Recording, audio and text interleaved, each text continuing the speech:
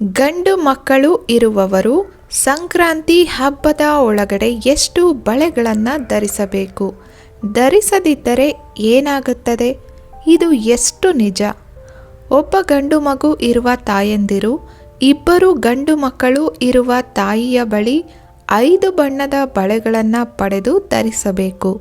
ಅಥವಾ ತವರು ಮನೆಯಿಂದ ದುಡ್ಡು ಪಡೆದು ಹಸಿರು, ಕೆಂಪು, ಹಳದಿ, ನೀಲಿ, ಕೇಸರಿ ಬಣ್ಣದ ಬಳೆಗಳನ್ನು ಖಂಡಿತವಾಗಿಯೂ ಧರಿಸಬೇಕು.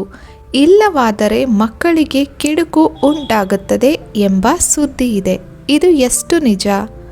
ಹಾಗೆಯೇ 2 ಮಕ್ಕಳು ಇರುವ ತಾಯಂದಿರು ಅಕ್ಕಪಕ್ಕದವರ, ನೆಂಟರ ಅಥವಾ ಸ್ನೇಹಿತರ ಬಳಿ ಕೇಳಿ ಅವರಿಂದ ಬಳೆ ಹಾಕಿಸಿಕೊಳ್ಳಬೇಕು.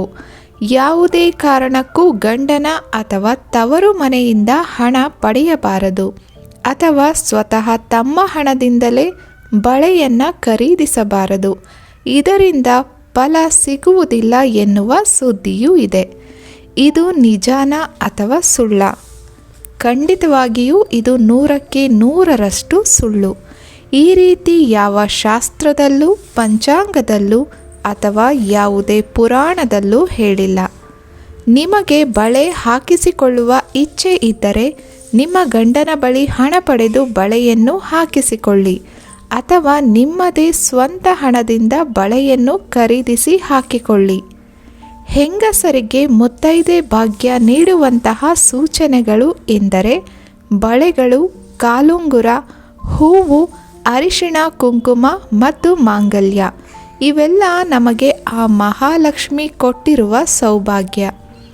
ಇದಕ್ಕಾಗಿ ನೀವು ಅನ್ಯರ ಬಳಿ ಕೈ ಚಾಚುವುದು ಒಳ್ಳೆಯದಲ್ಲ, ನೆನಪಿಡಿ.